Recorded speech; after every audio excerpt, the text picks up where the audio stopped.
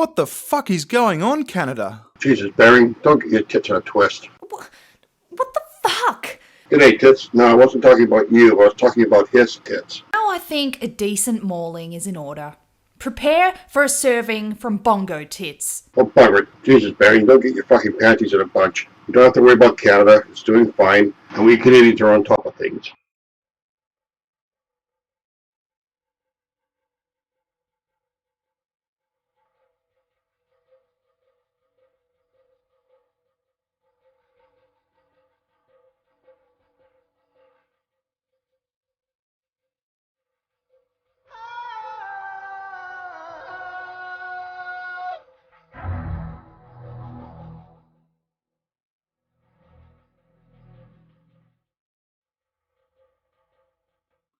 This morning I saw a new video by Woolly Bumblebee pop up in my feed.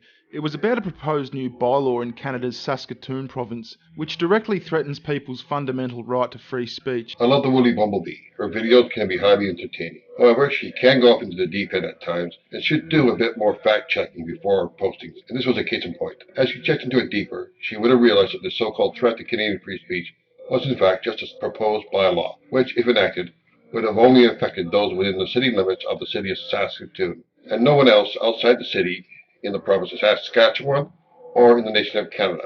She would also have noticed that the bylaw had been shot down and sent back to committee for review and rewording by the City Council on March 21st due to public backlash. I was planning to cover another topic today, but I can't ignore this.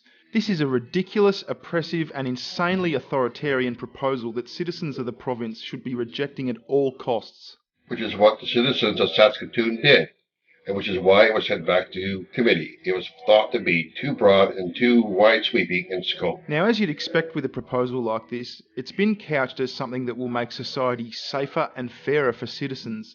In this case, it's being peddled as an anti-bullying bylaw. Unfortunately, in the past 20 years, Canada has had a very sad record when it comes to dealing with bullying and its consequences. I'll go into detail about all this later on, but various levels of government, from federal down to municipal, have been trying to find ways to deal with the issue. Some successful, and others not so successful, such as this proposed bylaw. I found an interview with Brian Traynor, an ex-police sergeant and advocate for the proposed new bylaw on theloop.ca. Let's have a look at it. A proposed bylaw in Saskatchewan is hoping to put an end to bullying once and for all. People aged 12 and up could face fines anywhere from $300 to $2,500 for offenses like gossiping, name-calling, and mocking. Under the proposed bylaw, these acts, if committed in a public place like schools, parks, or streets, would be considered illegal. The proposed bylaw would also include private places such as bars and restaurants. Aiding or encouraging bullying would also be prohibited. Joining us now from Saskatoon is Brian Traynor. He's a retired police sergeant who delivers anti-bullying presentations in schools right across the province. That was a good overview of the bylaw, and also why it was rejected by both the citizens of Saskatoon and its city council. It was too broad, it was too wide-sweeping, and it covered things it should not have covered. How would this proposed law actually work? Walk us through it. Well, there's been a big hullabaloo about this bylaw, and people are all flap about in a bar, in a restaurant. You think you're going to come in to Tim Hortons? The cops are going to hear me talking, and they're going to arrest me and charge me? Well, that's exactly what you're proposing to give them the power to do, isn't it? But why would anyone think that they'd use that power once they have it? That's just fucking paranoia, isn't it, Brian? No, it's not going to happen. That's not the intent of the bylaw. From the German population's perspective, the intent of Adolf Hitler's 1933 Enabling Act wasn't to allow him to become a monstrous dictator responsible for the deaths of millions of people and the destruction of Europe.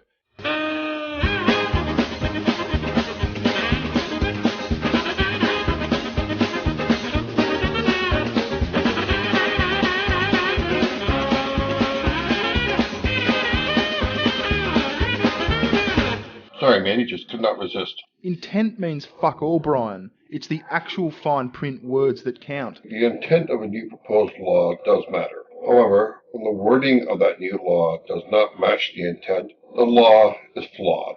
And in the case of this proposed bylaw, the wording was found to be flawed, the law flawed, and was rejected by both City Council and the citizens of Saskatoon. The bylaw is intended for bullying in schools, but the city solicitors, made an attempt to try and identify three main types of bullying: verbal, physical, and psychological. And what they did was they listed various types of bullying activity, and unfortunately it's taken on a life of its own.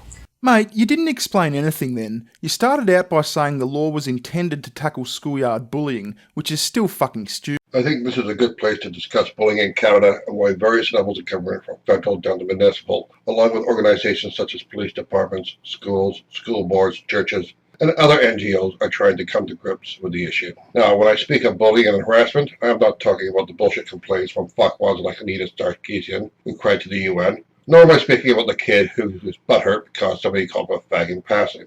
No, I'm speaking about the type of bullying that can lead to real and tragic consequences. In Canada, as I have mentioned earlier, we have had a sad and tragic history when it comes to bullying and its consequences. When I was growing up, there were two types of bullies. The first was the lone bully. Usually a kid who was a bit stronger, but lacked a sense of self-worth, and could only validate himself by picking on those he perceived to be weaker. The way to deal with these bullies was either to stand up to them, or wait until they got bored with you and went after a new target. The other class of bullies was a swarm or gang, a group of kids who banded together and picked on another kid for one reason or another. Individually, you could usually kick the living shit out of any one of these pricks. But if and when they swarmed you, the best you could do was curl up in a ball. Later, you could hunt them down individually and get some one-on-one payback. But bullying back then, while horrific and demeaning, it wasn't constant. Indeed, you could go for days or even weeks without interacting with your bully. And even when an incident did happen, once it was over, it was over. It rarely followed you home or happened outside the environment that you and your bully coexisted. Bullying today, however, has evolved to where it is constant, ongoing, unrelenting, and follows you everywhere. And this is what the solicitors in the city of Saskatchewan were attempting to identify and come to grips with. Today, bullying goes beyond mere physical abuse and name-calling. Today, it's often organized, coordinated, and targeted. This is in no small part due to how interconnected today's kids are through multimedia, social networks, and various devices such as computers and smartphones. Physical bullying still exists, only now it is often supplemented with an ongoing campaign of harassment and intimidation, often orchestrated and coordinated by one or a group of bullies via social networks, such as Facebook, Twitter, and text messaging. This campaign often draws in others who have no real connection to either the victim or the bully, but participate in the campaign because it seems like a game and is good for a laugh. A large part of the problem here in Canada, along with the rest of the Western world, is that we have raised a generation of self-centered, self-important, self-entitled, self-righteous little shits who have been taught from day one that they are special, that the world revolves around them, and that the sun shines out their ass. They've been raised to have no sense of responsibility for the consequences of their actions. As far as they are concerned, if someone suffers harm because of them, it's not their fault. Plus, they know that being underage minors, that if they are charged and convicted with bullying or causing harm to others, the most they most likely will get is probation and maybe some community service.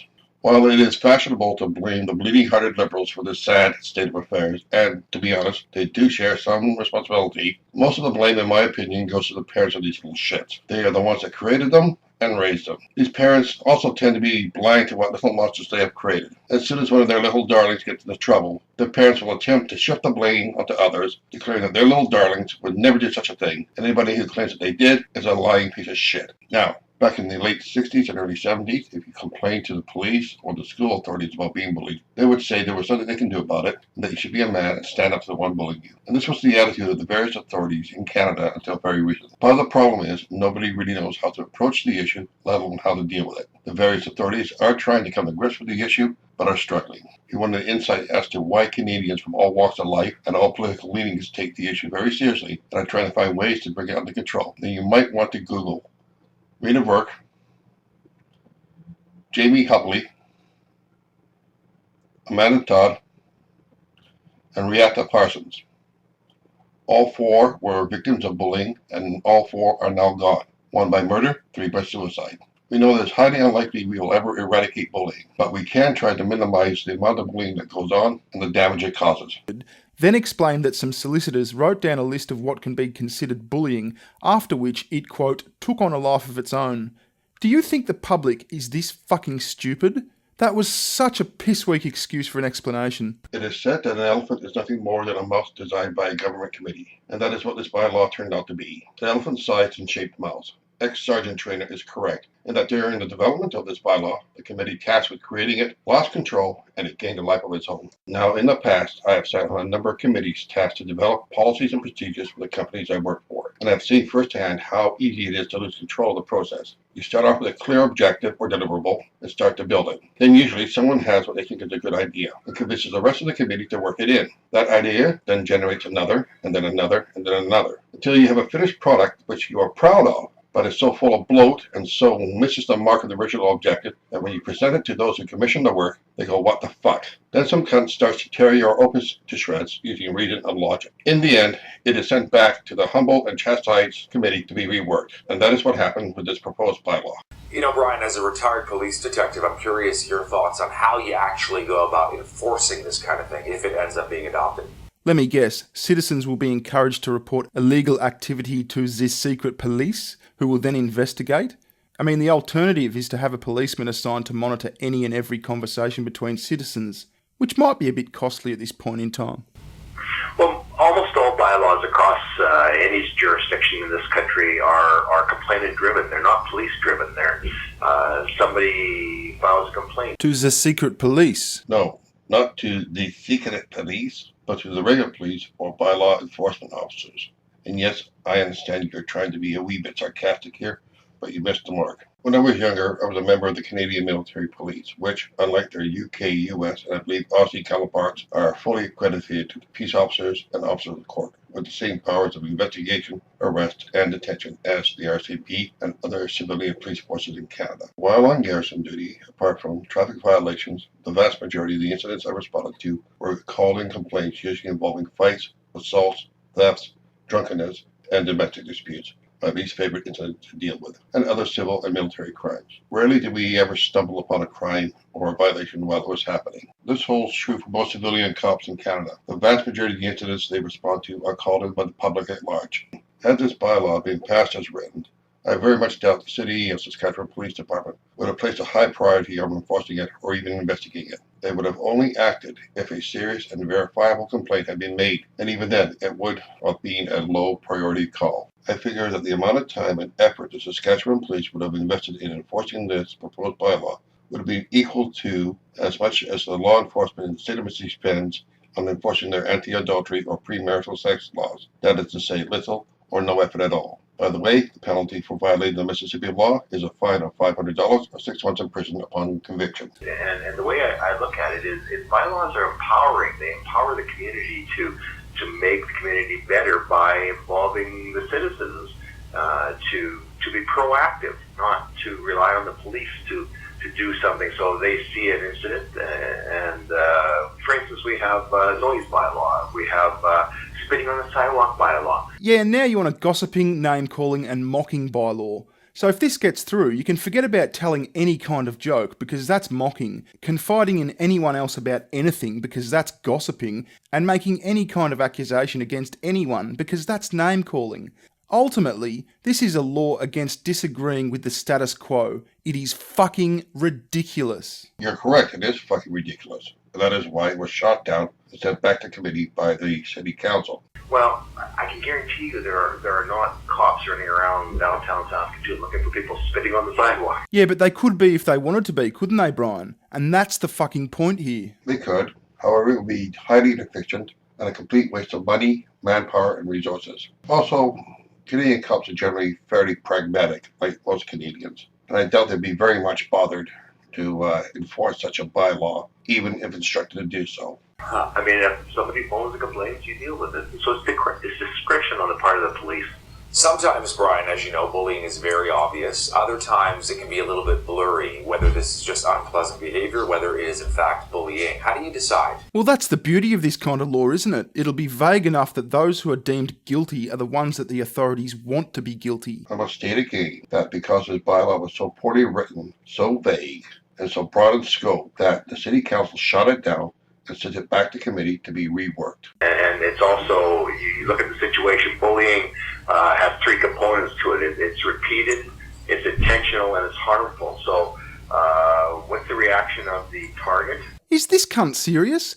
Whether or not someone's broken a law should depend solely on the actions that they take, not the reaction of some fucking pansy getting his knickers in a knot about being called a fuckhead. I think he missed his point entirely. He's not talking about the bullshit bullying claims made by cunts like Anita Sarkeesian, Brianna Wu, or any of the hosts of third-wave feminazis or the Mangina and SJW allies. Nor is he talking about some sniveling middle wanker who is butthurt because somebody once called him a pansy or whatever. He is talking about chronic bullying and laid out the three attributes that identify it. 1, it is repeated, that is to say, it is ongoing and unrelenting. 2, it is intentional, that is to say, the person being bullied has been singled out or targeted for abuse, be it physical, verbal, emotional, or some combination of these. 3, it is harmful, including physical harm, emotional harm, and mental harm, and in the most extreme cases, death, either by suicide or murder. Imagine getting up each day with the knowledge that there is a good chance that sometime today a person is going to beat you, steal from you, and make your life a living hell, either at school or at work or even at home, and that you are next to powerless to stop it, and that tomorrow will be the same as the day after that. This is the type of bullying that this bylaw was meant to have addressed. There are various anti-bullying campaigns and initiatives in Canada that are attempting to come to grips with and deal with chronic bullying. Some of the initiatives, such as the Pink Shirt Days, brings attention to and promotes a conversation about the issue, and have had some positive effects. Others, such as this proposed bylaw, fails from the get-go and is quickly shit-canned. And the reaction will dictate whether or not it's a bullying incident. You could say the same thing to two different people, and the reaction will be different. You could say something, say to a young woman, nice hair, and she'll go, oh, thank you very much. But you say it to another person, you go, oh, nice hair. Well, obviously your intonation and your actions indicate that you're being snarky, you're being sarcastic, so she may take it as a bullying incident. I cannot believe he just said that. So according to this lunatic, saying nice hair to a woman is fine, but saying nice hair in a slightly more snarky tone should be a crime which is reported to and investigated by the police. Fucking hell. Okay, I'll give you that one. I have to admit that was an extremely stupid thing for him to have said. I sincerely hope I reflect the attitude of the citizens of Saskatoon when I say, fuck right off, Brian, and stick this Orwellian law right up your ass. Okay, 2 points in closing. First off, Brian Traynor is just a talking head brought in by the third-rate CTV news organization as some sort of authority on bullying, and as such, is just stating his opinion, much like you and I are doing here. Since he does not sit in City Council and has no vote there, he cannot do much to get this bylaw passed. And to be honest, while I'm sure he agrees with the intent of the bylaw, I don't get the feeling that he totally agrees in the way that it is written. Second, now let's imagine that this bylaw was not only passed as written, but was actually being enforced. What do you imagine would happen? First, it would have triggered protests in the streets. And secondly, it would have triggered a charter challenge right up to the Supreme Court of Canada. As the U.S. has its Bill of Rights in its Constitution, we in Canada have our Charter of Rights and Freedoms, which, as its name says, guarantee Canadians their rights and freedoms. It also limits the types of laws all levels of Canadian government can pass and enforce on Canadians. Now, one of the main jobs of any government is to pass laws, and most have the power to pass any law they wish. However, to be legal and enforceable in Canada, all laws must not contradict nor be contrary to the Charter. If they do contradict and are contrary to the Charter, they must be struck down and made null and void. All Canadians have the right to start a Charter challenge if they feel a law goes against the spirit and the intent of the Charter. And it is the Supreme Court of Canada who ultimately makes the judgment as to whether or not a law is constitutionally sound in regards to the Charter. For this to work, you need a Supreme Court that is not only well-versed in the law and the Charter, but one that is also independent of government interference and apolitical. That is to say, the jurists sitting on the bench must be able to put aside their own personal political beliefs and ideology and base their judgments solely on the arguments presented to the courts. And this is what we have in Canada, a Supreme Court that is independent and apolitical. And this was aptly demonstrated and confirmed during the previous government's 10-year run. During that time, the Stephen Harper neoconservatives passed a number of laws which could only be called draconian and were actual attacks on and attempts at curtailing and limiting the rights and freedoms of all Canadians. And he did this in the name of security. These laws led to a number of charter challenges, and the court ruled against the Conservatives 8 straight times, rendering these laws null and void. This happened even though Harper attempted to create a more government-friendly court by appointing 7 conservative-leaning jurists to the bench. And even so, these jurists were able to put aside their political beliefs and make their judgments solely based on the merits of the arguments presented to them as to whether or not the laws were contrary and contradicted the spirit and the letter of the Charter. These 8 laws would have affected all Canadians who were found to be in conflict with the Charter and were struck down. Now, had this bylaw been passed, I do not doubt for a moment that it would have been subject to a Charter challenge and would have been struck down as unconstitutional. So in closing, you and others do not really have to worry about Canada and our freedom of speech. We have it covered, and trust me, we keep a very close eye on all levels of government, see what they're getting up to, and we'll deal with them as need be, just as Stephen Harper's neocons. We fired their fucking asses during the last general election. Since I didn't prepare a closing, I'll let Baron take us out. Give me better times, give me better times.